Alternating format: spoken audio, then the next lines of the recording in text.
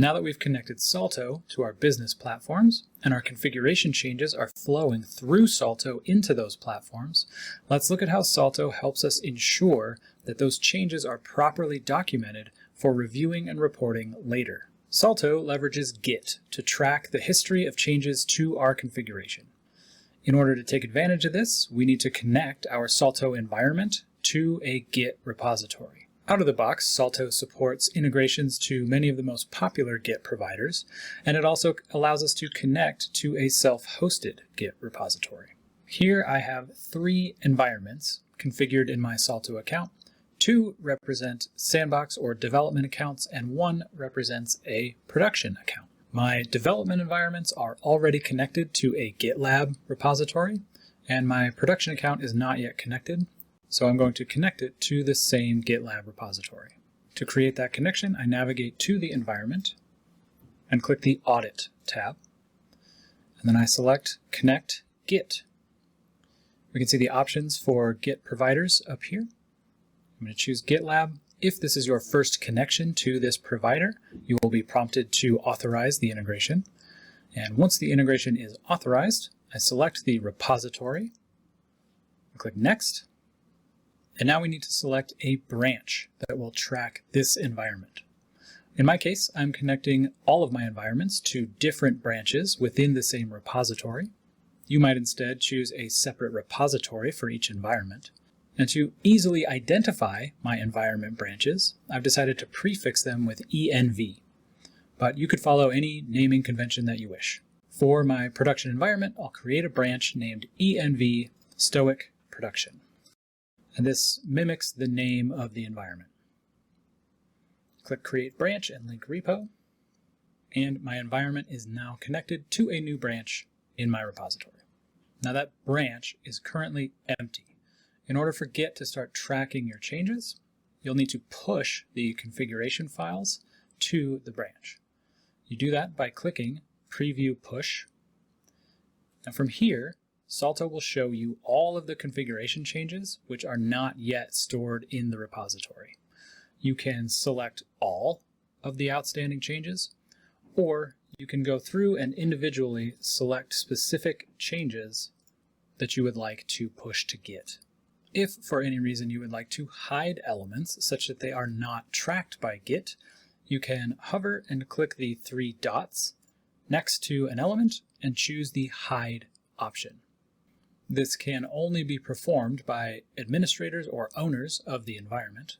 And once you hide elements, you can show them by clicking the Hidden Files button and toggling the Show Hidden Files toggle. Once you have selected the elements you wish to push, you then document the changes by providing a title and a description here at the right. This is your chance to provide any details necessary for reflecting or reporting on the changes later. You can provide comments about the changes, as well as links to approval documents or technical documentation and project management tasks. If your Git repository happens to also be connected to Jira specifically, then you can take advantage of Jira's Smart Commits feature. For any Jira issues addressed by the changes, you can include the Jira issue key in the title or the description, and Jira will automatically link these changes to the Jira issues. You'll then be able to see from Salto the connection from the changes to their Git commits and history and to their corresponding Jira issues. And once you've added your title and description, you click Push, and your changes will be sent to Git. Your branch will now be tracking the changes to those pushed elements. And moving forward, there will be 2 ways for you to push new changes to the Git repository. First, you can push changes to Git as they are being deployed by Salto.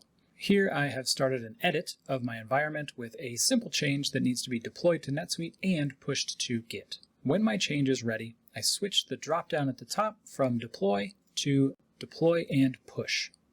Using this option, the title and description, which I provided to start this edit operation, will now be used as the title and description of my commit. If I need to modify those at all, I can click the 3 dots, Edit Deployment Name and Description.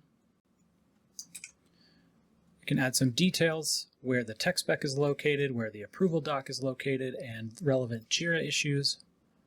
Save. And once I'm ready, I click Deploy and Push.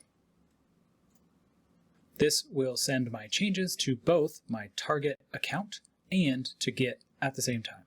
Secondly, you can push changes at any point after they have already been deployed. Whenever you navigate to the Audit tab of an environment, Salto will show you whether there are any unpushed files, and you can see those changes by clicking Preview Push.